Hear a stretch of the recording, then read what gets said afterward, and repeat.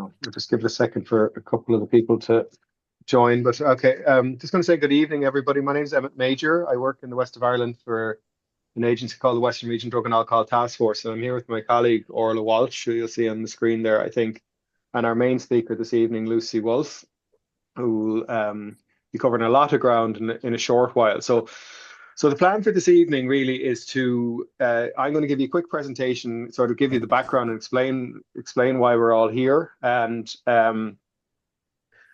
Lucy's going to be our main speaker. And at the end, we're going to try and do a bit of questions and answers if we've a bit of time left. So I'd suggest to people that they can submit questions in two different ways. You can put a question into the messaging or in the chat here and direct it to myself, Emmett Major, or to Orla Walsh, and private message us, and we'll put it to Lucy at the end. Or you can send a message by email if you prefer to do that to me directly, and you can send it to the info@planetyouth.ie address, and I'll put those up in the chat now. I'll message all when I get finished, and then you'll be able to send an email in that way if you want to put a question directly to Lucy as well. But this is, I think, maybe the third year, or possibly even the fourth year we've done this. It's sort of an annual event. And what I would say is that Lucy is going to cover a lot of ground in her talk. So it may be that your question gets answered as we go along, in which case, we'll be more likely to put questions that haven't been covered at the end. Okay. So that's it. That's the introduction. Let me share a screen here and this one, and I'll give you a quick rattle through for the reason really why we're here and why we put this presentation on every year. So as I say, I work for this agency there on the left called the Western Region Drugs Task Force. And we coordinate a project here in the west of Ireland called Planet Youth, and we have done since 2018. Essentially, it's a public health program, and we use it to try and, in a preventative way, improve health outcomes for our school-going population. It's funded by most of the big statutory bodies in the region, and this is why we do the Planet Youth program. It's based on what's known as the Icelandic prevention model, where over the course of, nigh on 25 years, they managed to really addresses what was a significant national problem at the outset around substance use in their young people, drinking and smoking and using drugs, those kind of things. So they managed to reduce that from the highest in the world to the lowest in the world, in fact, over the course of about 15 years, and have kept them there for well over a decade. But what they don't talk about maybe nearly as much is that there's other significant improvements that came with that, like things like crime came down, bullying came down, educational attainment went up, early school leaving came down. Time with parents, physical activity, they went up the other way. So all these impressive outcomes came about by taking this preventative approach. And here in Ireland, we're using this approach. We can see problems here in our data around things like alcohol and other drug use. Screens are a problem. We see deteriorating mental health in our young people, and lack of sleep became very, very clear in the data after the second survey that was done, which I'll show you here very quickly. So what happens is every 2 years in the 90 schools in the west of Ireland, we survey all of our children on their return to school having sat the junior cert. So they're 15 or 16 at that stage. They sit down and they fill in this Planet Youth questionnaire. It's done online now, but originally it was paper-based, and it was very, very intensive exercise, resource heavy, a lot of scanning. If you remember the Irish census, a bit like that. But what you're trying to find out is the risk and protective factors in the lives of our children in all sorts of areas. So they're asked about their life online, their life in school, their life at home, their friendships, their substance use behavior, their mental health, sexual health. It's all asked out in quite a lot of detail. It takes nearly an hour for them to complete the survey, so it's very lengthy. And this is what it's trying to find out: the risk and protective factors in the lives of our children, and that inform interventions in these domains. So what's going on in their life at home, what's going on in their peer group, what's going on in their school experience, and what are they doing in their spare time outside of school, which is actually hugely important, encompassed by the life in their community. So that's the idea of the Icelandic prevention model. That's what you're looking at there, really. The Icelandic prevention model in a nutshell is encompassed in that Venn diagram. So we survey the children at this age, 15 and 16, but the survey isn't particularly about them. It's used to inform interventions for the children that are coming along behind. So we do a big program every year around informing parents at the outset of secondary school, so when the children are 12 and 13. And we also do a big piece of work when children are starting into junior infants in our national school. There'll be 450 national schools in the west of Ireland.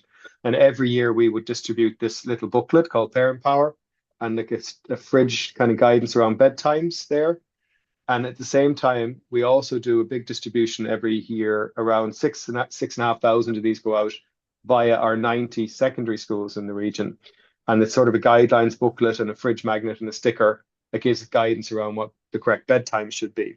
So the booklet has a little bit of information, talks about family time and parenting. Metrics are all extremely good. We're really good here in Ireland in terms of things like caring and warmth at home, being able to talk to our kids. All of the parenting metrics, parental supervision, parental monitoring, they're all very, very high here compared to other countries. So we do really well in the parenting space. So the idea there is really we're just saying to the first year parents, just keep that up, do our best as the kids get older to spend time with them, to keep family routines and family rituals going, where there's meal times together, that kind of thing.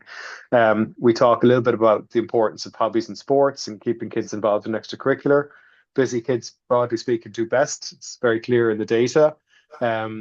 Wherever kids are involved in structured activities, they seem to be doing better as well. So that's why a big part of the success in Iceland was this investment into extracurricular opportunities for young people. Alcohol is a big problem here at this age, and we see huge numbers of our young people start into the sort of binge drinking behavior from quite a young age. And unfortunately, it tends to be that cohort that go on to have problems later in life. Almost exclusively, the people who show up in treatment in their 20s and 30s and 40s will come from, that cohort of people who start drinking and drinking from a young age regularly. And if your first night of drinking is a positive experience, your risk has actually increased again. So what we always try and do is discourage early onset alcohol use in the teenagers. And just to show you, this is a question that the kids are asked in the survey and have been since the outset. How would your parents feel about you using cannabis, smoking cigarettes, vaping, getting drunk, right? And by and large, you can see the kids are saying, like 90% of the kids are always saying, my parents would be against it or totally against it for me using cannabis, smoking cigarettes, vaping, but getting drunk, not so much. The kids feel there's a lot more parental tolerance around that. And wherever we see that, right, how would your parents feel about you getting drunk? These are the kids who go out and get drunk, right? So if their parents are totally against it, 13% of that group of kids will get drunk. If their parents are against it, 20%. If the parents are a bit against it, 40%. And if the parents don't really mind it, or that's the perception, you can see nearly 70% of those kids would have been getting drunk. So parental attitude around substance use is really important. And it's sort of very clear in the data that, it don't have to be at one end of that sort of spectrum or the other. Every little bit of disapproval or every conversation you can have at home about it, it seems to matter. So we're always sort of encouraging parents to push that out a bit, push the year from, when they come asking as early as second year, can we have a can before the disco? Just push that out, to the next year, to the next year, to the next year, whatever way you can do it. It's all important, and it's all in terms of their long-term health. The later they start drinking, the better. The other thing, of course, is vaping. So our alcohol is very high and always has been. It hasn't really been coming down, unfortunately. Smoking rates have come down, cannabis rates have come down slightly, but vaping has shot up enormously as well. And I expect we might have some, parents here that have children in first year and in second year. And if you talk to the kids who are a bit older, they'll say a huge amount of the vaping will actually start in first year discos and second year discos. So it comes a little bit earlier than you think. And the kids won't be getting a lot of education in school around the topic of vaping in first year. So it's something that you could probably get ahead of a little bit as parents if you maybe have that conversation with them a little bit earlier. Anyway, I don't want to dwell on it. Another thing that we have in the little booklet here is just around that we have huge amounts of screen time. We have, I think, 40% of them reporting 4 hours a day, which is this sort of clinical amount of excessive screen time. And then we can see here 58% of them spending 3 hours a day or more on social media. And then the bedtimes is the biggest preventable health problem that we've seen in the Plenitude survey, right? So this is where I just want to show you, and this is really the reason that we're all here tonight, right? So this is from the 2022 survey, November. There's currently another one of the surveys happening at the moment, but from 2 years ago, what we could see is that 44% of our young people are getting the right amount of sleep, which is 8 hours or 9 hours a night. Nobody's getting 10 hours. There's about 4% of them getting 9 hours sleep and about 40% getting 8 hours sleep. So you put them together, that makes the 44 getting the right amount of sleep. The kids at 7 hours, okay, they'll catch up. There's nearly a third of them there getting 7 hours sleep a night. They will catch up with a small lie-in at the weekend, and the guys getting the 15% and the 8% won't ever catch up with the other guys. So they're really going to struggle throughout school and throughout their young lives in all sorts of, not just school, in every aspect of their life. So when you take these kids and you correlate them then, okay, so this is then when you look at sleep for mental health. So of the kids getting 8 hours sleep a night, 64% of them will report good or very good mental health. Okay. At 7 hours, 53% can report that. At 6 hours, only 36%. And when we're getting down here to this bunch of kids that are only getting 8 hours sleep a night, only 22% of them can report good mental health. So it's very clear that sleep and positive mental health are very closely intertwined. And just to show you that in another way, a bit more, maybe even a better way. So this kind of a scale or a clinical scale in the survey called the Short Work Edinburgh Subjective Wellbeing Scale, which is a 7 item clinically validated scale. It's not really about mental health per se, but it's maybe questions around are you happy, for example, or how do you feel about your future, things like that. So they all add up to what's this idea of a clinical well-being indicator, right? And so this would show you the kids who have what are called high well-being scores off of that scale. And the kids getting 8 hours sleep a night, or 65% of them have high well-being scores, 56, 44. And you can see down here at this end, again, this almost basically it's a linear correlation between sleep and well-being. And then we asked about their school experience. So sleep and school engagement shows the same things. That's a 10-question scale about readiness for school, enjoying school. Very little to do with academics. In fact, there's nothing to do with academics in there. It's all around school readiness, enjoying school and getting on with friends, getting on with teachers, that kind of stuff. So we would look like this if there were 6,000 adults who sat this survey and looked at us for work engagement. We would probably look something quite similar. But at this age, they need their sleep a little bit more than we would as adults. Sleep and stress is the same. All of this, whatever way you care to look at it in the data. So you could look at, say, sleep and self-image, sleep and self-esteem, sleep and stress, sleep and physical health, sleep and school work, for example. So you can tightly correlate their sleep against their academic performance as well. And a question that was introduced in the 2022 survey that we didn't have in the previous surveys was this one. Do you have a phone in your bedroom at night? And you can see here that 83% of the kids said they do have a phone in their bedroom at night, which is, of course, a big part of the problem, right? It's not the only reason, of course, that kids aren't sleeping enough, but is a significant driver of the problem. So that's something that we always try and alert parents to here in the west of Ireland.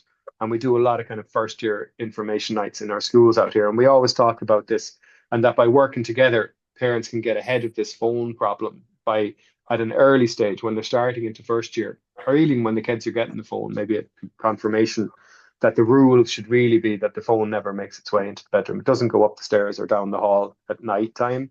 So phones are handed up and charged overnight. And that would be a good guideline there. 8 o'clock in first year, 8:30 in second year. And you can discuss it after that. Maybe put it up half an hour each year. Apps are somewhat helpful, but only so much, really. Some of them don't work terribly well. I find Apple Screen Time particularly doesn't work terribly well. Once they don't log into the account, they can use the phone freely. So it's not that effective. But WebWise is a very good site for information. And when we're doing the first year parent nights, as I say, in most of the schools out this side, we'd always say, to try and work together in this, because the more parents that can introduce that as a rule, the easier it is for all of them. One of the other things that we did as part of this overall program is we do a lot of kind of stuff, parenting information and various other things that happen, a lot of research stuff. But we also introduced there's a teaching website there called The Facts, and we built a kind of a teaching module on this whole area of sleep for young people, because it isn't particularly in the curriculum currently. It's not really, doesn't get a whole big pile of mention anywhere nationally, really. There's not a lot of discussion or discourse around this whole problem of sleep and the fact that we're all not sleeping enough. So this is a sort of a 3-lesson teaching module that was developed that schools could use. And there's lots of nice kind of video and supporting teaching plans and stuff like that. So anybody who's interested in that could go and find it at the Facts website. It's kind of a subdomain on the Planet Youth website. I won't bother to play it now, but it's a nice video there as well. Okay, that's more or less it. That's the Planet Youth website there. You'll see at the top, you'll see kind of a drop down there of resources. You'll find this is where we put the video. We're recording this, so we put a video of this presentation and Lucy's presentation up on the website under video, probably at the weekend, and you'll get an email notification about that. And you'll find, everything to do with the project is all findable on the website. Like I said, if you want to submit a question to Lucy, you can send it into the email address there at the bottom. You can see it says info@planetyouth.ie, and I'll stick that up in the chat as well.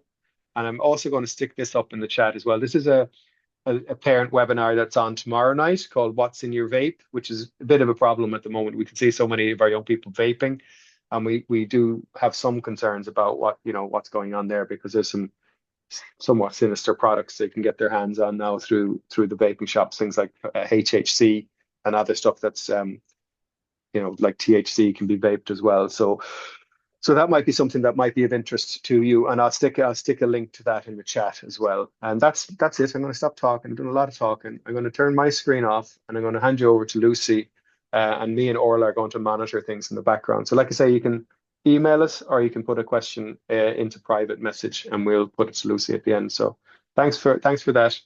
And I'll shut up now. I'm going to spotlight you. Thanks, Emmett.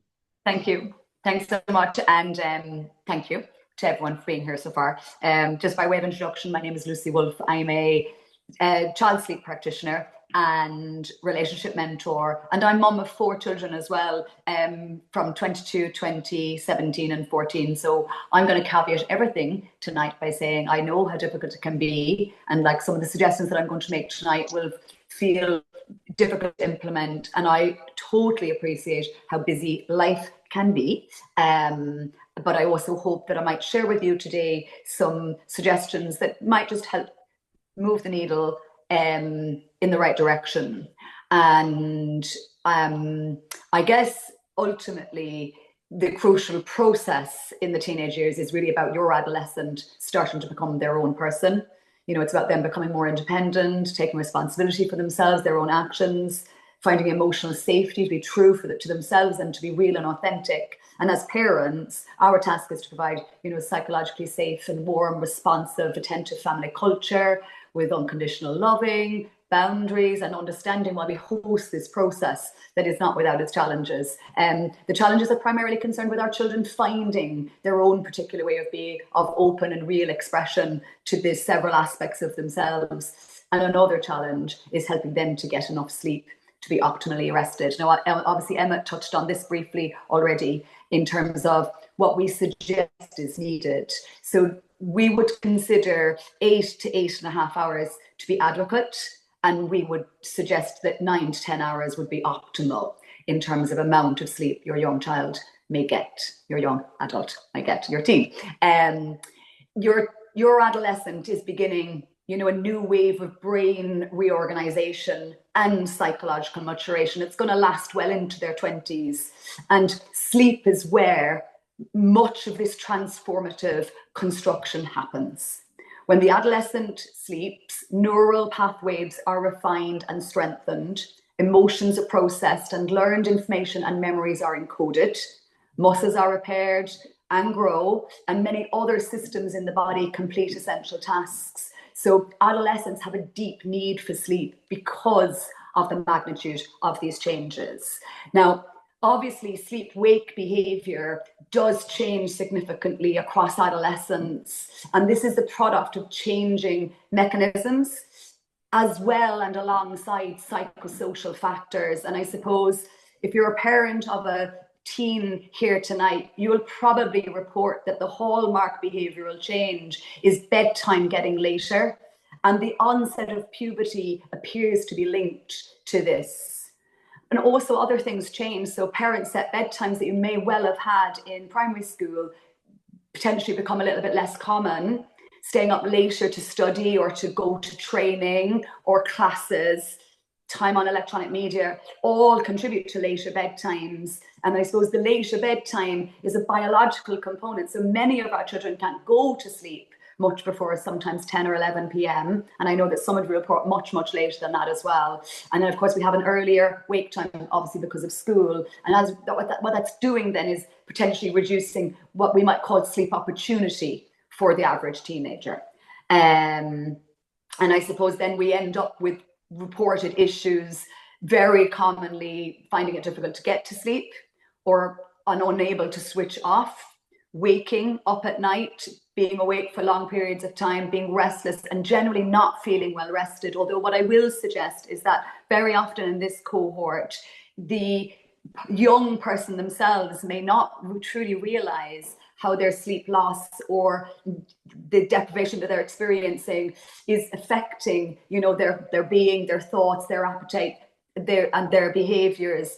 And I suppose in this context, we would be trying to help them to understand how their sleep and their prioritization of sleep can help them to have that elevated experience of in their lives. So I guess like too little sleep does lead to moodiness, difficulty in concentrating, lethargy, some short temper, weight gain, low immune strength, some long-term health issues, and relationship conflict, depression and anxiety, as Emmett has mentioned there from his own data.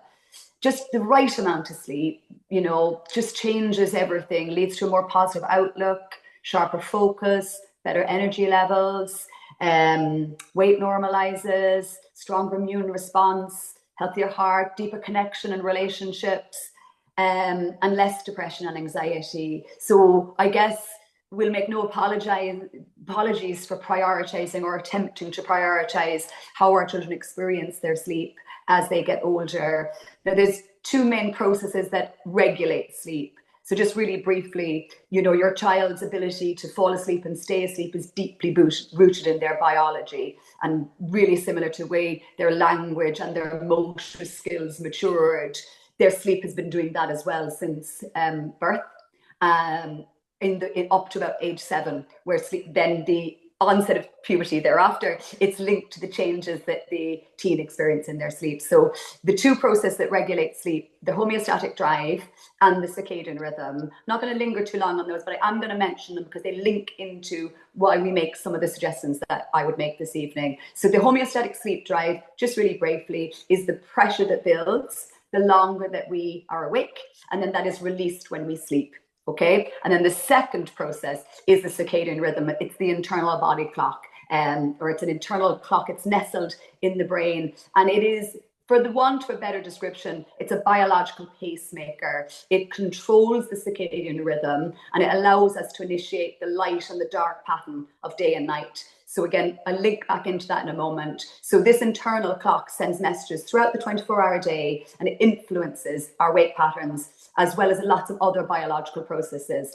As bedtime approaches, our body temperature begins to go down, which helps to initiate sleep. And as that goes down, the levels of sleep hormone melatonin rise in preparation for sleep. And the alignment of these processes helps to predict the maintenance of awakeness during the day and maintenance of nighttime sleep as well. And I suppose the ideal balance is that these systems align with each other, but they're then challenged within the adolescence period, both by the developmental changes that are occurring and alongside these behavioral and social demands that are altering the balance. So what we're looking at is biological factors, your child's emerging chronotype. So that describes, and you might be already familiar with it, the idea of a person who might be a night owl or someone who is a lark. So that is emerging, and you may have been seeing it in their early childhood, but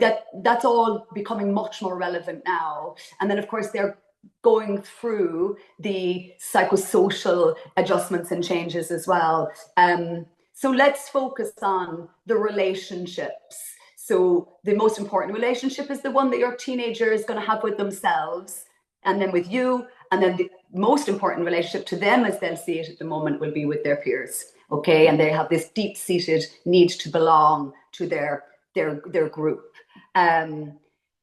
I guess I'm interested in relationship because I try to assign it where sleep is concerned. So if we look at the sleep environment and their relationship to it, we look at their activity and their relationship to it, their food, their drink choices, and also like how we are showing example to them. All of these things can influence their sleep tendency. And of course, there will also be, underlying medical issues that will be outside the scope of tonight's presentation, but always worth mentioning or necessary to mention that if you have any considerations that are outside of what we're covering tonight, which is kind of like behavioral lifestyle sleep practices, then I'll always get you to refer you to your, you know, your GP, to just, you know, to rule out anything that might also be contributing to this. So I suppose the first probably easy a relationship that we can look at is the one with the environment. So your adolescent's bedroom. And I suppose if you remember when they were little, we looked at bedroom temperatures needing to be, you know, high, somewhere between 16 and 20 degrees. Now what we're looking for is a bedroom temperature that's actually quite cool, okay? Because we want to help that initiation of the body temperature to drop down. So again, it might be worth just exploring that the bedroom is the coolest room in the house, which might be relevant this time of year where we begin to start using heating and things like that. And then the drop of the body temperature helps to initiate the sleep hormone rise. And then just to look at the bedroom itself, again, the bedrooms can be super messy depending on the child you will have. But just looking at it from a sleep point of view, ideally, you're looking at that comfort level, a quality mattress and bedding, that they can appreciate the feel and the texture of the sleep space, a pillow that fits, you know, in between their shoulder and their head. So we're creating that linear aspect of sleep, and trying to avoid falling asleep somewhere other than the bed. Looking at the bedroom uncluttered, clean, aired as best as you possibly can, but also looking that the bed itself is ideally not used for anything other than sleep. Now, I've got teenagers and young adults, and they spend time in their beds. They use gadgets, they read.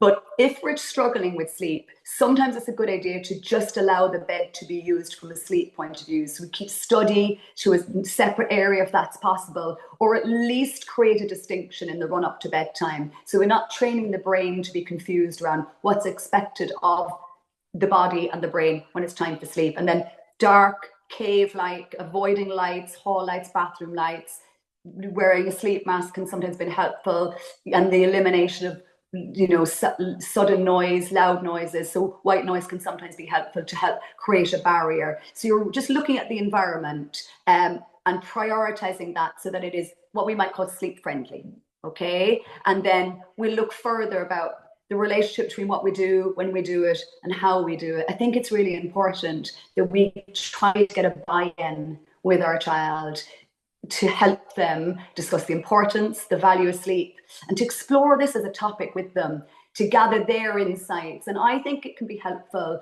that if they have a certain area of interest, like academics, sport, image, then actually we try to link that with sleep, so that they begin to understand that if they do get better rested, you know, they have, you know, might be better on the sports field, or if they get better sleep, they, you know, their skin can be improved. So sometimes it's trying to help them understand and assign a value to it that is important to them.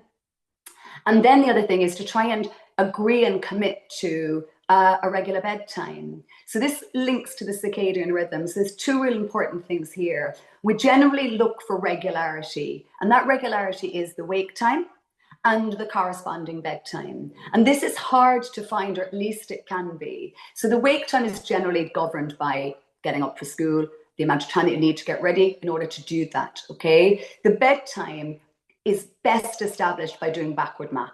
So working your way back from what the wake time has to be, so you can get up for school every day, and the amount of sleep that we're hoping for. So you heard the numbers, like we're ideally looking for somewhere between 8 to 10 hours, and working your way backwards to what a suitable bedtime might be. One of the most important things when sleep has been a struggle is that we have regularity. And the recommendation is that it's 7 days a week without too much disruption, not more than an hour over the weekends. Now, I know that can be hard to do, but I want you to know that maintaining a regular sleep pattern, even over 1 month, can really help to generate the practices and the processes that help initiate sleep and then in turn maintain sleep as well. So again, the bedtime and the time that we're going to prepare for it is important, and the wake time is important as well, and how we wake up is significant. So again, try to avoid the snooze button as much as possible, because that can be dysregulatory, and also allowing enough time in the morning so that it isn't hugely rush.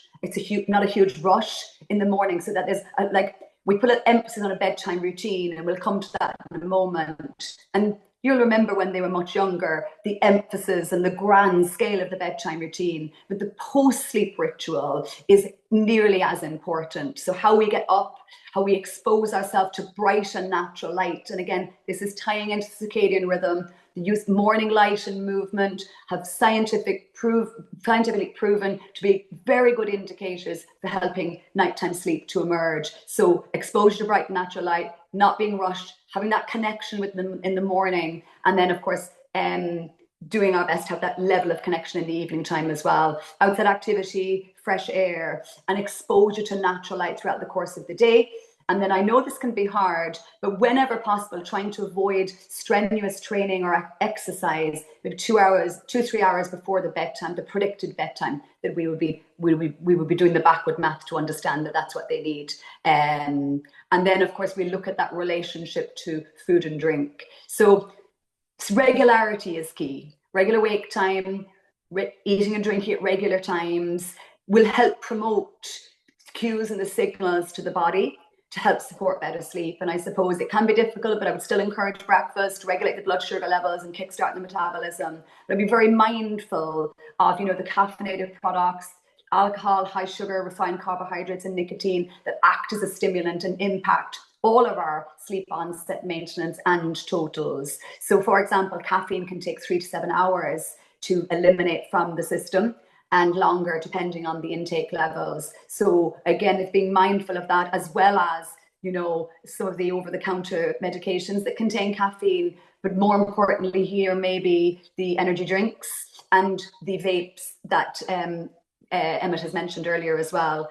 And whilst we would avoid the exercise when possible. Now, I know a lot of children will be doing training and that in advance. It's very close to bedtime, but also we try to avoid heavy meals 2 to 3 hours before bedtime too. So obviously we don't want to be going to bed hungry, but there are light supper type foods like the banana, wholemeal, oatmeal, dairy, honey, nuts and seeds that have sleep promoting qualities. So we're trying to create a series of impulses that can help initiate the onset of sleep. And then I know Emmett's touched on this, and so I'm going to as well, but like the electronic media and screens do have a big impact on how our children experience their sleep. So there was a National Sleep Foundation poll. It found that adolescents that had less than 4 media devices in their bedroom got significantly less sleep on both school and non-school nights. They were more likely to fall asleep when they're doing their homework, and they did drink more caffeinated products as well. However, on the other hand, and this was always looking at the positive, adolescents reported getting more than 8 hours sleep per night. They did seem to engage in less technology-related activities after 9 p.m. compared to their peers who reported getting less sleep. So we'll circle back into that in a minute in terms of phone use and when we might stop using it. Like increased mobile phone use, absolutely, it is a huge part of their lives. But even daily use has shown some cases to impact sleep negatively and increase daytime sleepiness as well. So we've got a big responsibility where the electronic media and screens are concerned. So the general suggestion is to try and avoid electronics in about an hour or so before bedtime. I think it can be important to, set a loving boundary, a digital boundary around this, open conversations. And I think we need to set an example too, that if we're trying to help them to use gadgets less close to sleep time, then if we create a digital boundary, one sensible thing to sometimes do is to replace this activity with another activity. So rather than just kind of having a blanket, okay, no gadgets after a certain time, we might then begin to introduce alternate activities that we do alongside our children, or that they do themselves, and we're encouraging that. So I'm not sure if it's going to surprise you to hear that often if sleep is difficult, we begin to prepare for sleep about an hour to an hour and a half before you hope and expect lights out. So remember, we did the backward math to what bedtime might be in your household. So let's say it's going to be 10 o'clock, lights out, or whatever it's going to be, then you're going to try and maybe wind things down 1 to 1.5 hours before the set bedtime and the lights go out. That might mean 30 minutes to an hour of a relaxing activity that happens outside of the bedroom. And then that might mean 20 or 30 minutes in the bedroom itself before lights go out. So obviously mentioning screens, like watching a movie, we consider that to be a passive activity, or watching a TV program on the television, or reading with like a low light, red light, again, positive. But trying to avoid, let's say, video games would be interactive, or even just watching a TV show on the laptop that's close, or reading with bright lights. So the big question is, like, how do we keep making these transitions? Because that's what sleep is. It's a series of transitions, and you're trying to make the transition as easy as possible with your young person. So I guess we might return to the look at calm activities that they can do. And don't forget, this can be done with your child, your young person, or solo, directed by themselves. So just some suggestions that might do with low lighting in the evening time, you know, switching off and listening to music or watching TV, drawing, journaling, reading, relaxation activities, yoga, meditation, doing a word search, doing a crossword, doing some coloring or puzzles or jigsaw, or just having family time. You're trying to create an alternate to perhaps what they really want to be doing, which is be on a gadget, and maybe interacting with their friends. So just in this hour or so, or half hour before we might say goodbye to the friends, and then we might start to begin this sort of wind down process. I know, obviously, with some of our teens, there's a lot of, you know, they don't want to interact a lot of the time, but their deep-seated need for all children is to be seen, heard, loved, safe and secure, and belonging to the holding world of your family. So it's trying to create that context as best as we probably possibly can, and making time and space to be with them, which can feel difficult after a long day. But again, it's just trying to help that better transition to sleep. And then we're listening, we're available to them. And then you've got the other part where they do maybe a bit of their bedtime routine in the bedroom itself. So we're almost leading towards this. Now, the good news is these times, like an hour and a half before bedtime, when sleep becomes more established and it working better within your household, I absolutely find that these times can be shaved, and there's less time in the lead up to it, because the brain and the body becomes in sync. The messaging is really clear and clean, and the brain and the body can begin to switch off with greater ease. So we just think of it like a segue, and an intensive exercise that you might begin to initiate slowly, if that feels right, and then helping them, you know, being in their bedroom, and that they would follow some preparation. So maybe teeth, makeup removal, a bath, I'm sure you're all aware, can be helpful from a sleep point of view. Having the same ritual every night can be helpful too, you know, getting to pajamas, doing a little bit of journaling, reading a book, listening to some music, having a chat, lights out, so that you have this, you've got this lean in to sleep time. Obviously, anxiety, worries, thoughts, feelings, 40% of sleep challenges can be because of stress and anxiety. And that, when the lights go out, unwanted thoughts, feelings flood the mind, increase adrenaline, encourage the fight and flight mode, that can make going to sleep and returning to sleep really quite challenging. And I suppose the more you might try and encourage a person not to worry or think about certain things, the harder it is to get to sleep, and the more elusive it comes. And there's a cycle of tension psychologically between the person and their sleep.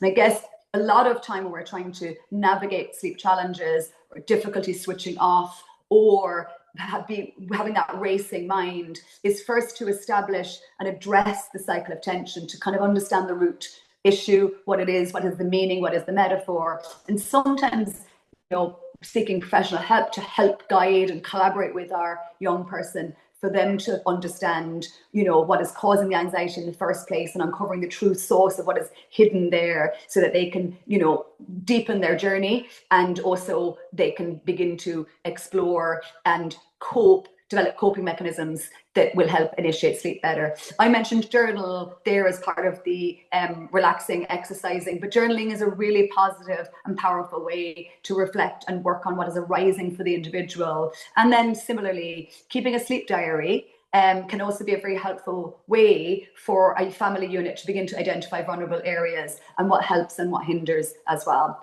Once the lights go out, I think that can sometimes be a big challenge. So I'm going to provide you with a breathing awareness exercise. I know that Emmett will send out the recording, and also we'll send out the slides with the recording so that you will have the breathing awareness exercise. So just briefly, like encouraging a person to lie on their back with their arms relaxed, take a few seconds to get comfortable. So start to concentrate on your breathing, really feeling that the breathing is part of this. Like, can you feel your breath coming in and out? There's really no right way to breathe, just relax and breathe normally. And like, there are a few different breathing exercises that can be helpful, but you're just trying to still the mind and the body, and you're trying to help, even say words as the breath goes in and out, and concentrate on, your chest rising or falling, and just begin to be mindful of the environment. What do you sense? What can you taste? What can you smell? So you're really helping the mind to become a little bit more still.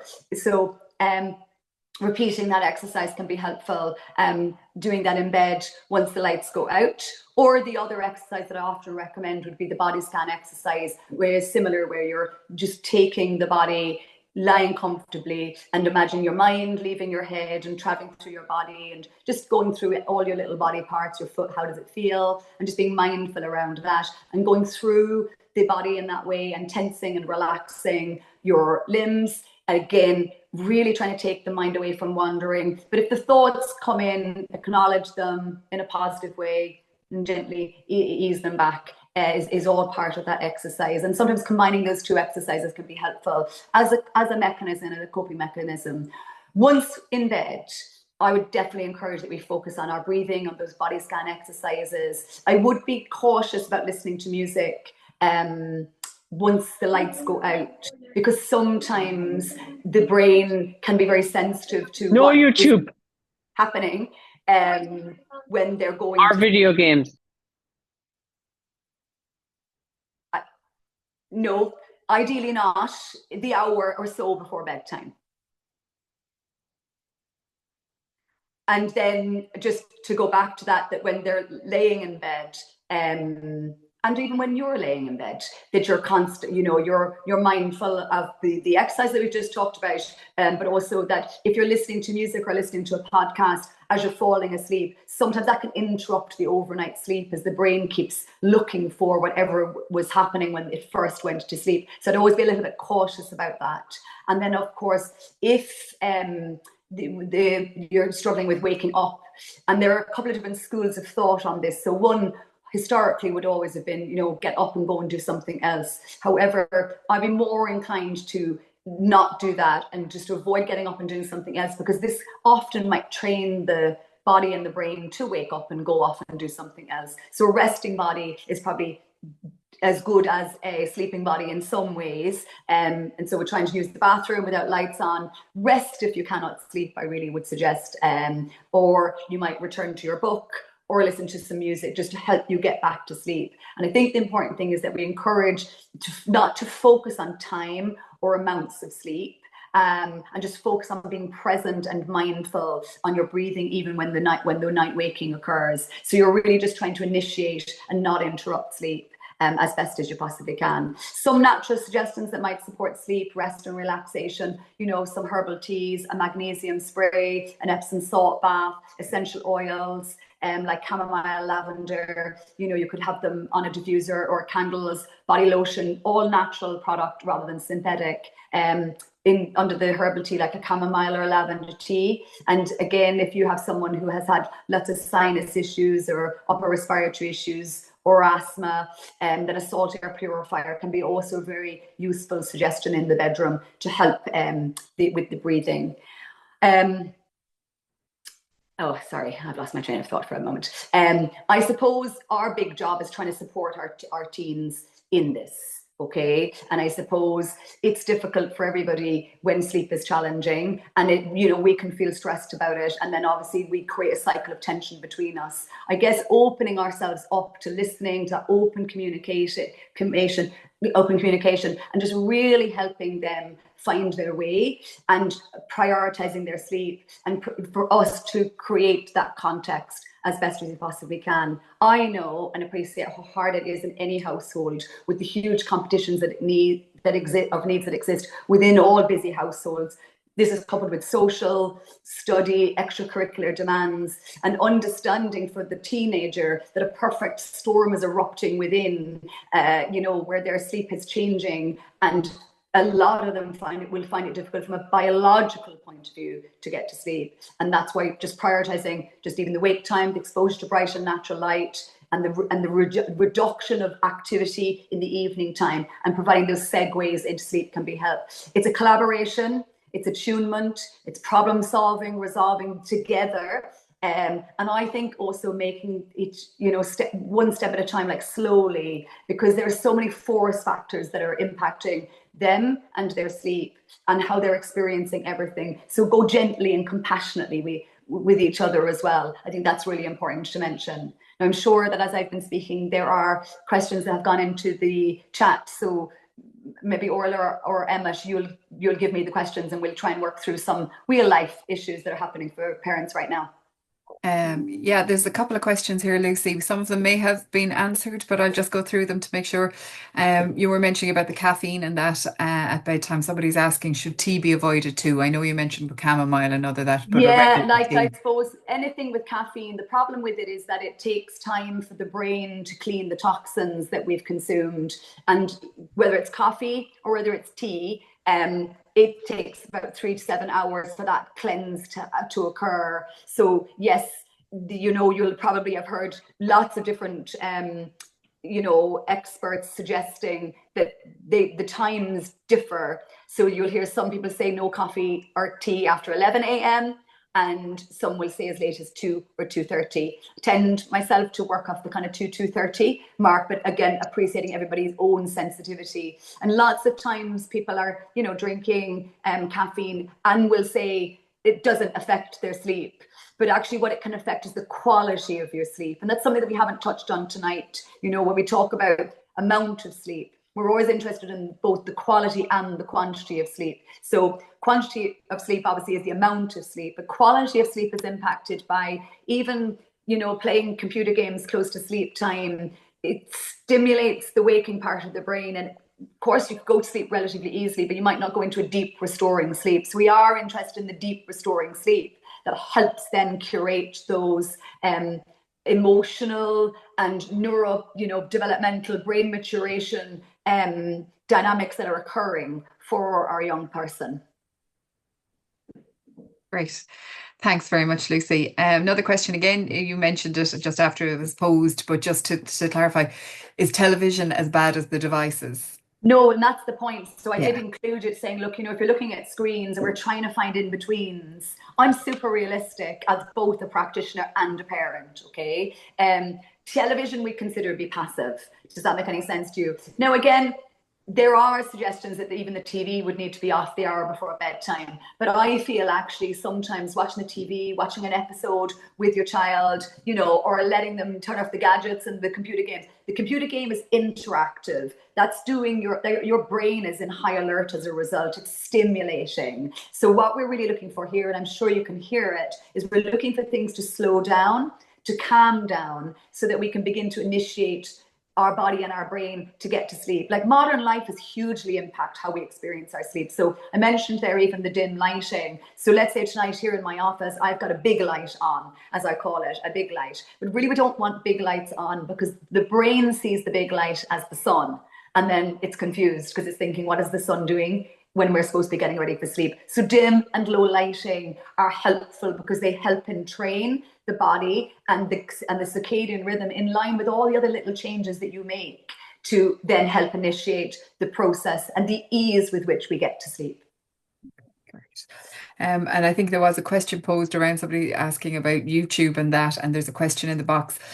What do you think about, I suppose, Headspace, sleep casts and wind down meditations? Yeah, I'd be a big advocate of anything that is supporting us to relax further, if that makes any sense to you. And again, it can often take time to figure out what feels right, what is helpful and what isn't to that particular person. But I think those something that you listen to, a podcast, an audiobook, these are all really good in-betweens other than the laptop, the gaming device and the phone, because it's those gadgets that have the lighting that are stimulating the waking part of the brain and sending the wrong messaging. And look, meditation, listening to it, practicing it, breathing are all designed to help slow us down. And that's what we're trying to do to help the onset of sleep.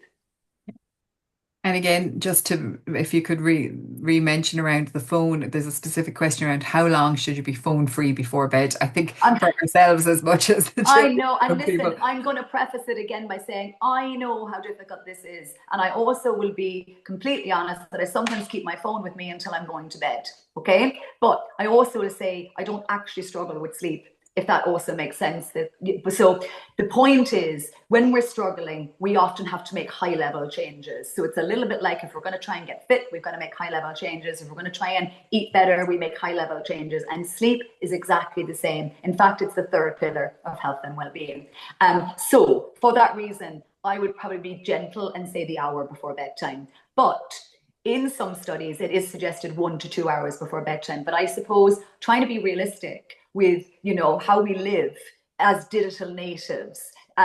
We're not digital natives necessarily, our age group, but obviously our children are. And I suppose it's just trying to have that boundary. And if we initiate these changes early on, so if you're the parent of a young adolescent, you've got a lovely opportunity here, because hopefully they haven't had the phone for that long, you know, since their confirmation maybe, and now they're in first year. So you've got a nice opportunity to kind of create those boundaries and these segues that mean we put the phone away, we engage in some nice family activity. I know this isn't necessarily just about me, but let's say I obviously have had a lot of teenagers in my home. And one way that we helped navigate that is we introduced what we called a family meeting. So it was a nice opportunity. We just gathered together and we all had a little chat, but it meant that the gadgets were left behind, and it just didn't feel as big as the big, let's turn everything off. It just was I've used the word segue a few times tonight.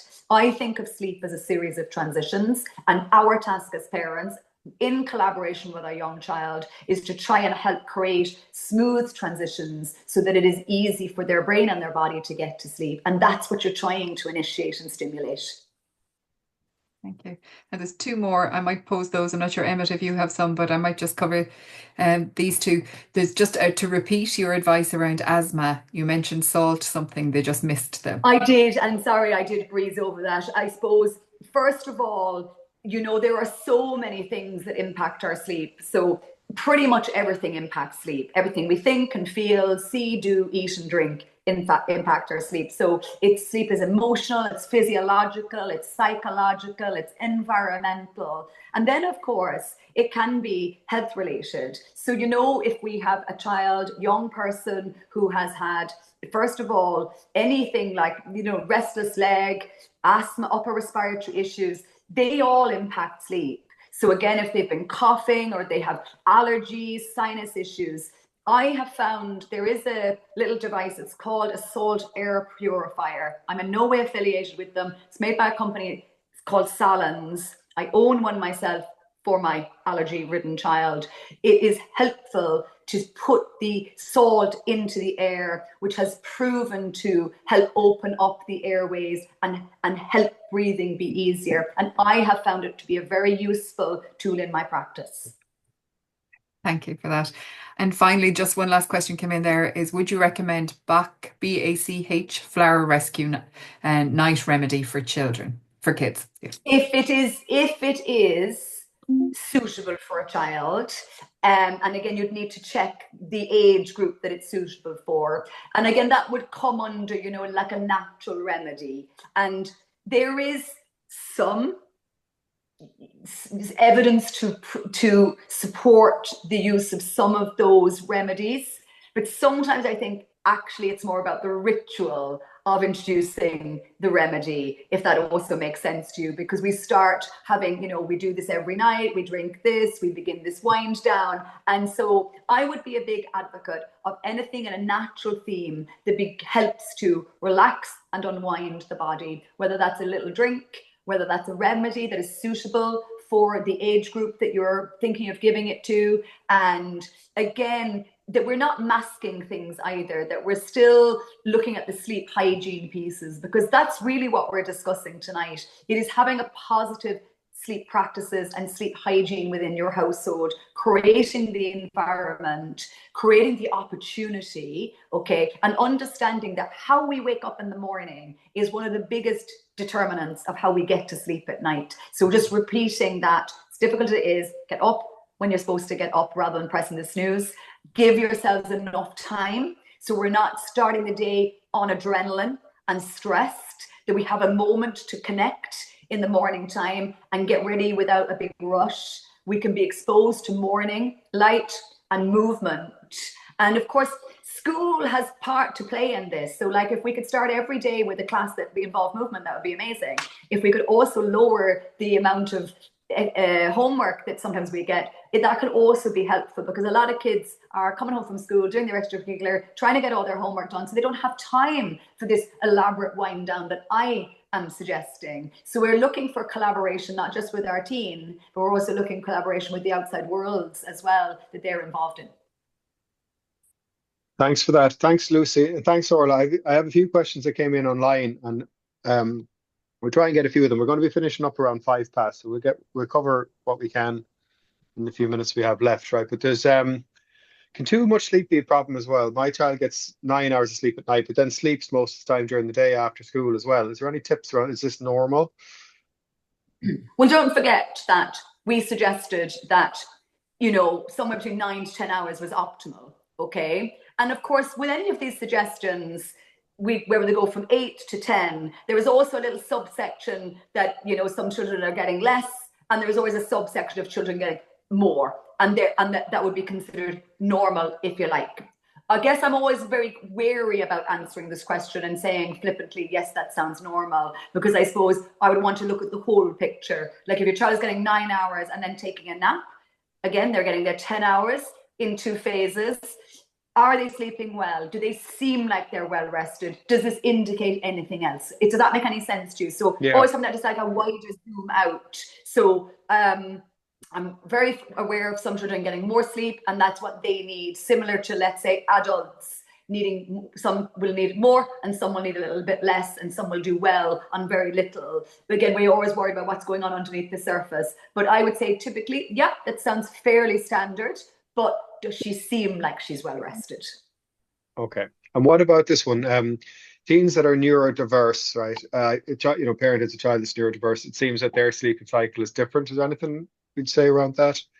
Yes, it's not a huge area of my expertise, but absolutely I am aware of that. And it would seem that the sleep total is different for a child with neurodiversity. Now, in my practice, I work with children up to the age of 6, and I do find that there is a disparity. They find it more difficult to switch off, which I'm sure you're already super aware of, and they often need a little bit less. So it's trying to find out what helps them to switch off and wind down, and where do we put bedtime so that they still get enough sleep. So we're closing up, that gap up between waking up in the morning and enough sleep for that particular person. So again, we would talk about doing backward math to figure out bedtime. So another way sometimes of figuring out bedtime is that we go all the way out to really late bedtime, and we don't do lights out until we're really tired, and then slowly, when bedtime is established, that going to sleep, even if it means they're getting much less sleep, is getting established, then we can slowly bring bedtime earlier and earlier. Thanks, Lucy. Okay, 2 teenagers who share a room and won't shut up talking late at night. Any advice? I know. Well, I sort of half love it, if I'm totally honest with you, and because I think that's lovely. It's a lovely relationship. It's a lovely connection. I used the word earlier about boundaries, talk about digital boundaries, about the boundaries that we put in place as parents, about whether we, turn off phones or what we eat, when we eat, and when the kitchen closes and things like that. And somewhere in that, you might need a little boundary where we say, okay, guys, no talking after X time, and let's set an alarm, and let's agree that we got to switch off because we've got to be sleeping, because we want to do well in school or we want to do well on the field. So again, it's getting that little buy-in. But I secretly kind of enjoy what you're talking about too. one here, is reading okay until like literally reading until you fall asleep? Would you say there should be a break between the two, No, I or is that actually okay? think that's a really good wind down activity. Now, again, depending what study you read, they might say, look, read with a red light. I personally read with a backlit Kindle. And again, there's a little bit of, always, is that the right thing to be doing? Reading is a really good relaxing. And I think reading a book is almost like a lost art. I hope that it isn't, but it feels like that sometimes. A return to those activities are, again, helpful to help sleep. And a bit like, I talked about, doing this relaxing activities in the evening time where maybe we do a puzzle together or maybe we do a word search together. Sometimes those activities would not have been foreign 20 or 25 years ago, but now they feel like, oh, goodness me, that we never do that anymore. So just a return to some of those, more general activities to help replace the ones that have become more modern, and I think reading, long answer, sorry, yeah, I think it's a good thing to do to relax. There's a question here about magnesium. Any thoughts on magnesium for Yes. sleep? Yeah, I think I included in my little list of things that are helpful. Now, again, you can get a magnesium spray. I wouldn't want you to be taking magnesium supplements unless you've actually discussed it with your GP. But of course, magnesium can be a missing link for sleep. But again, we can't just say that in a blanket way, okay? But like a magnesium spray on the legs is sometimes a really good part of a bedtime routine. And discussing like magnesium use with either your GP or your pharmacist can be helpful. But magnesium is important from a sleep point of view. Okay, thank you. Two last ones. So there's a few that came in around, and they're sort of the same email in a few different ways. So we covered the three really. So we put them all into one and call it loads of activities, right? So this is the one around life is just so busy. There's so much to do. You mentioned the homework, but it's there's swimming and there's clubs and there's activity, and then where's their time for the rest? Where's their I time for know. sleep almost? So I know.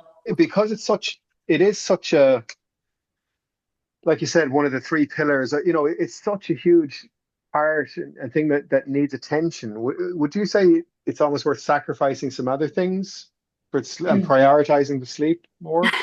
Like, you see, I feel like I sound like a crazy person when I say something like that. Does that make any sense? And my own children, have been in classes and training late. But we did sometimes make key decisions about, look, can we do it this many nights a week or not? It kind of depends on what's problematic within the family, okay? So if sleep is a big issue and, your young person is having trouble switching off or they're not getting to sleep until really late in the early hours of the morning, and they're waking up overnight and they are not getting enough sleep, I might decide, let's put a little plan in place. We put this on hold, and we prioritize sleep, because lost sleep is sleep gone forever. And remember, all of those functions determining emotion, growth, repair, are all being impacted when we don't get enough sleep. So I guess I will prioritize sleep and suggest that prioritization, but I am practical too. So again, Sure. bit of push and pull and figuring that out with us, with the person and the child themselves, and assigning the value, like where are we going to put our values in terms of, it doesn't have to be one or the other, but I think that we sometimes have to have a juggle and a balance between things, Thanks for that, Lucy. A couple of last ones here. There's been a huge amount of good facts and research used here. Is any of this available in a handout or a website? Yeah. Do you come across any? Yeah. I am going to give you my slides with all my referencing, and you're going to put it with the video, right? Yep, I am. But that'll be on our site, on the planetjuice.ie. Are you aware of any other good websites out there that look into this whole area? Well, off the top of your head? I misunderstood the question. Yeah. Am I aware off the top of my head? I think the Generation Sleepless book is a very good resource for a parent. Who wrote that again? I have the copy. Oh, Heather Turgeon and Julie Wright. On all good Amazon sites. Yes, and I suppose you and I, Emmett, we were looking at websites from the States at one point. Yeah, we were. That was when we were putting together the background material for the teaching module. Yeah. There's one or two out there, but there's nothing off the top of my head either. It's the sort of thing that strangely is missing in a lot of kind of the It's a discourse, little, you it know. is unfortunately a little bit of a grey area and under-resourced. But I Yeah, also feel like it's a hard topic because let's say we're all parents here tonight, but actually the active agents of the teens. So we need collaboration. And that I think can sometimes be the difficult part of it, you know? Like we only want the best for our children. Nobody doesn't not. And I suppose it's trying to put all the pieces of the puzzle together so that they are socialized, happy, engaged, feeling emotionally resilient. And does rest it come before those things, or is it all part of it? Does that make sense to you? it does. And I'm just looking here at the chat. So there's one there. Nobody. I'm just going to read it out loud that somebody said Teen Sleep Hub website is excellent. They have a quiz on how to figure it out if you're a lark or an owl. That sounds nice. Sounds fun. Who's the teaching module for? Is it being rolled out in schools? Yeah, that was developed and it was sent out to all the secondary schools nationally. So it's for use in SPHE and or well-being in our schools. So yeah, so that's where that's targeted. Can Sleep Talk be given to So Emma, students? who has that? All the schools have it. Yeah, The it was sent module out. we created. Yeah, it was. Yeah, that was right. It was sent out to. We have around 700 secondary schools or post primaries across the country, so they all would have got notification when it went live last December. Okay. And a lot of schools will be aware of it and using it. It is getting a lot of use. So yeah. Okay, great. There's a question just in relation, is there a difference in sleep requirements for boys and girls? Good one. It doesn't seem to be gender specific. There's a short answer. Very Yeah. good. Yeah. And on that note, I think we're bang on the time. Well, we've run a little bit over. We said 5 past and it's just gone. So, But actually, sorry, Emma, to interrupt you while I answer that question a bit better. I will say, as a parent of 2 boys and 2 girls, I found I got better buy-in from my girls than I did from my boys. But that is probably temperament as opposed to sleep need difference. Does that make any sense? makes perfect sense. Okay, listen, that'll do. Wonderful. Thanks again very much for your time, Lucy, and thanks, Orla, for being here and helping. I hope you found that useful and helpful. I think we had around the 200 people hovering around, you know, but I'm pretty sure there's well over 700 registered. So what I'm going to do is I will put everything up online, and I'll do my best to email the registration list. So everybody should get a notification when it's live, probably Saturday, Sunday, maybe that sort of territory. That's it. Any last words, Orla? No, thanks very much. I think there was so much covered in the air, so thank you, Lucy. My pleasure. Thank you. Yeah, and thanks everybody. And we'll leave it at that. Good night.